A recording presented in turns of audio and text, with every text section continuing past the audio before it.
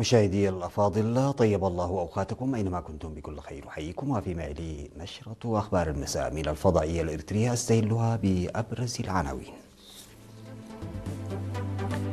إقامة احتفالات الذكرى 49 لتحرير مدينة نقفة في تابوفيات. حملة لإزالة المياه البيضاء في مستشفى نور العين. التذكير بأهمية تعزيز دور ومساهمة المجتمع في رعاية ذوي الإعاقة الذهنية والنمائية. إسرائيل وإيران تتبادلان القصف وترامب متفائل بفرص التفاوض. تصاعد حدة التوتر الدبلوماسي بين بكين وطوكيو بعد اقتحام سفارة الصين. الخزانة الأمريكية ترفع العقوبات عن البعثة الدبلوماسية الفنزويلية.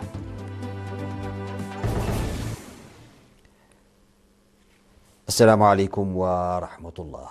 أقيمت احتفالات الذكرى 49 لتحرير مدينة نقفة في 24 من مارس في دفاع تبوفيات التاريخي الواقع على الجانب الأيسر من دفاعات نقفة. وتضمنت الاحتفالات عروضا ثقافية وفنية عكست تاريخ نقفة وصمودها، بالإضافة إلى مراحل الاستقلال والنضالات التي خاضتها. وبعد أن أشار إلى عظمة الاحتفال والرسالة التي يحملها، قال مسؤول لجنة تنسيق المهرجانات السيد تسفاي إيوب إن المهرجان فرصة لتجديد التزامنا ونقل تاريخنا إلى الجيل الجديد.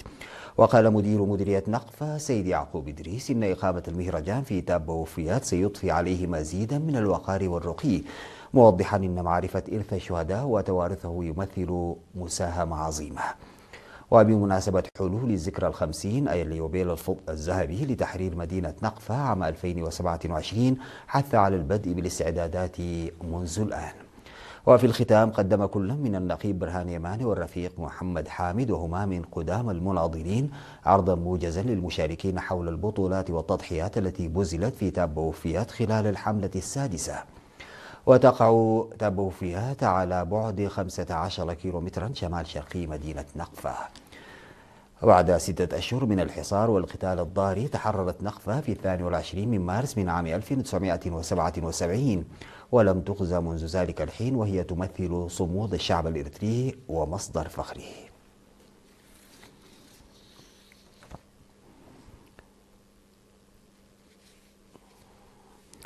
يجري مستشفى نور العين المرجعي للعيون في أسمرة عمليات جراحية للمواطنين المصابين بالمياه البيضاء. وتستمر الحملة من اليوم 25 من مارس وحتى السبت 28 من مارس وفقا لما أعلنه المستشفى. وتجرى الجراحة للمرضى الذين حجزوا مواعيد مسبقة، كما ستتاح الخدمة للمواطنين القادمين من الأقاليم في التواريخ المذكورة. ويجرى جراحة إزالة المياه البيضاء التي تستغرق 4 أيام أخصائيون إريتريون، ومن المتوقع أن تشمل حوالي 400 مريض. وقد أجريت عمليات مماثلة سابقا في مناطق نقفة وتسني وبارنت وأفعبت وصنعفة وكرن وغردات وعدقية.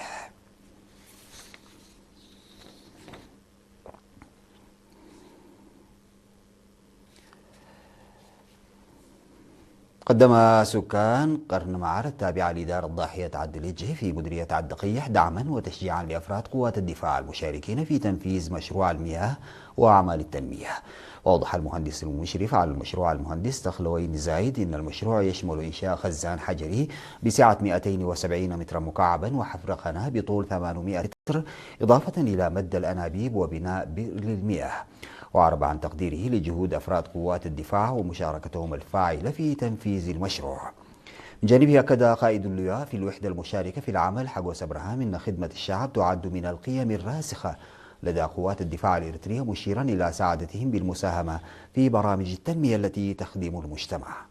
بدوره أشاد مدير مديرية عدقية سيد هبتاي تسفازجي بروح التعاون بين أفراد قوات الدفاع وسكان قرن معر، داعيا إلى مضاعفة الجهود لاستكمال ما تبقى من العمل قبل موسم الخريف.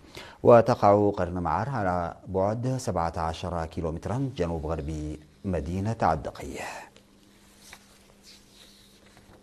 تم التسكير خلال ندوة عقدت في مدينة حقات بتاريخ 23 من مارس بأهمية زيادة دور ومساهمة المجتمع عموما والأسر خصوصا في رعاية الأطفال ذوي الإعاقة الذهنية والنمائية وضمان صحتهم.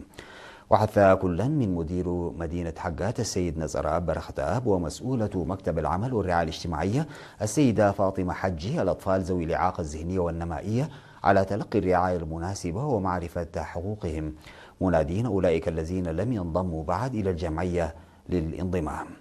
كما ذكر كل من رئيس وحدة الخدمات الاجتماعية سيد محمد إبراهيم محمد إدريس والمديرة التنفيذية للجمعية الوطنية لذوي الإعاقة الذهنية والنمائية فرع إقليم عنسبة السيدة مريم هيلة المواطنين في المناطق الريفية النائية للخضوع للتدقيق المناسب والتأكد من عضويتهم.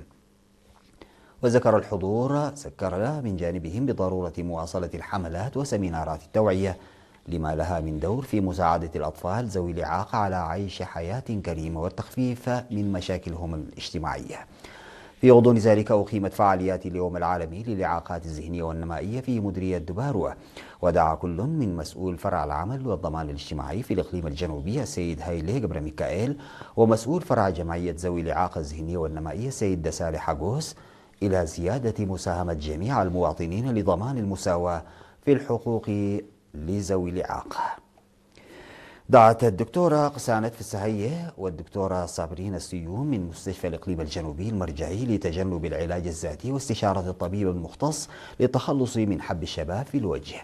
وأضافتا إن حب الشباب في الخدين والجبهة والأنف والذقن يرتبط بالتغيرات الهرمونية أثناء الحمل والولادة واستخدام موانع الحمل والتعرض لأشعة الشمس القوية والعوامل الوراثية. وأوضحتا إنه على الرغم من أن حب الشباب أكثر شيوعا بين النساء إلا أنه نادر الحدوث بين الرجال أيضا، ومع العلاج الطبي المناسب يمكن أن يزول حسب المرحلة، أما النوع المصاحب للتغيرات الهرمونية فيزول تلقائيا. وقالت الدكتورة قسانة فسهية والدكتورة صابرين السيوم إن استعمال أنواع من الصابون والكريمات قد يزيد المرض، والحماية من أشعة الشمس القوية قد تكون الحل الأسهل. وقالت إن حب الشباب والندوب والجروح في الوجه تجعل النساء عرضة للقلق غير المرغوب فيه وفقدان الثقة بالنفس. بعد الفاصل سيداتي وسادتي أعود بالأخبار الخارجية.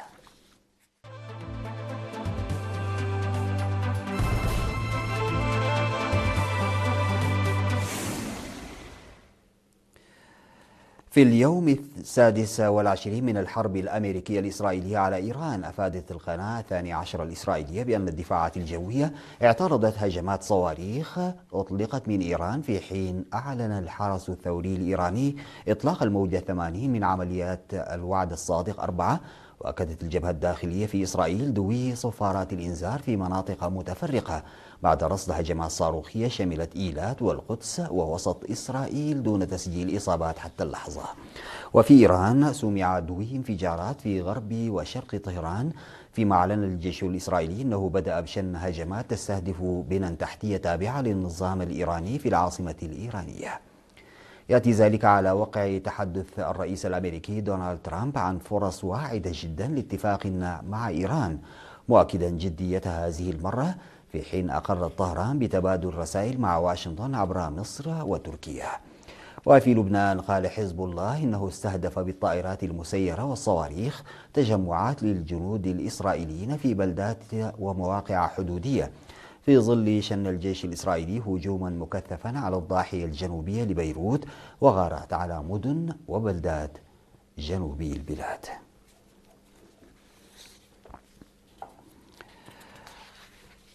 تصاعدت حدة التوتر الدبلوماسي بين بكين وطوكيو بعد اقتحام رجل يدعي أنه ضابط من الخدمة الفعلية بقوات الدفاع الذاتي اليابانية مجمع السفارة الصينية في طوكيو، مهددا بقتل الموظفين الدبلوماسيين في حادثة وصفتها الصين بأنها فاضحة في طبيعتها وتأثيرها. وقال المتحدث باسم وزارة الخارجية الصينية لي جيان في مؤتمر صحفي أن الشخص دخل المجمع قسرا واعترف بأن أفعاله غير قانونية، مطالبا الحكومة اليابانية بالوصول إلى جذور الحادثة وتقديم المسؤولين إلى العدالة وإعطاء الصين إجابة مسؤولة. وفي تطور يعكس عمق الأزمة، أفادت تقارير بأن الكتاب الأزرق الدبلوماسي الياباني لعام 2026 سيخفض وصف العلاقات مع الصين من إحدى أهم العلاقات الثنائية إلى مجرد جار مهم. رفعت وزارة الخزانة الأمريكية العقوبات المفروضة على سفارة فنزويلا في واشنطن، ممهدة الطريق أمام إعادة فتح البعثة الدبلوماسية بعدما أطاحت القوات الأمريكية الرئيس نيكولاس مادورو في يناير. وجاء في بيان لمكتب مراقبة الأصول الأجنبية التابع لوزارة الخزانة الأمريكية إن كل التعاملات مع بعثة فنزويلا في الولايات المتحدة وبعثاتها لدى المنظمات الدولية الموجودة في الولايات المتحدة والتي كانت محظورة سابقا أصبحت الآن مصرحا بها. وهذا الشهر أعلنت واشنطن وكاراكاس أنهما بصدد إعادة تفعيل العلاقات الدبلوماسية، في حين يدفع الرئيس الأمريكي دونالد ترامب نحو استفادة أكبر من الموارد الطبيعية الهائلة لفنزويلا. ويدعم ترامب ديلسي رودريغيز النائبة السابقة لمادورو والتي تتولى الرئاسة بالوكالة منذ اعتقال الأخير في عملية عسكرية أمريكية خاطفة نفذت في يناير.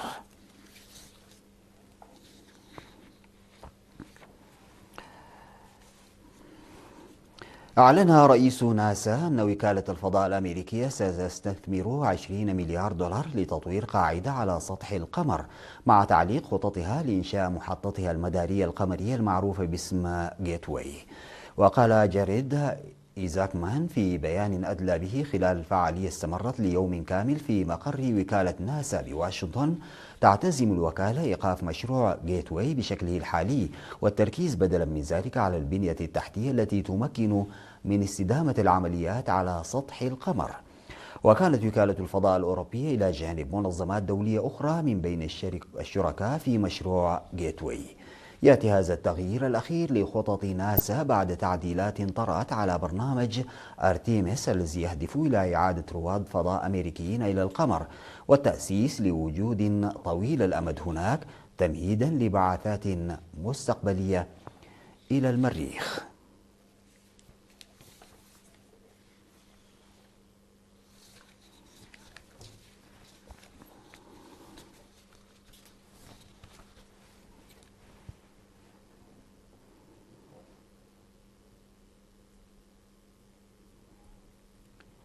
ختاما سادتي، إلى حضراتكم تذكير بأبرز العناوين. إقامة احتفالات الذكرى 49 لتحرير مدينة نقفة في تابوفيات. حملة لإزالة المياه البيضاء في مستشفى نور العين بأسمرة. التذكير بأهمية تعزيز دور ومساهمة المجتمع في رعاية ذوي الإعاقة الذهنية والنمائية. إسرائيل وإيران تتبادلان القصف وترامب متفائل بفرص التفاوض. تصاعد حدة التوتر الدبلوماسي بين بكين وطوكيو بعد اقتحام سفارة الصين.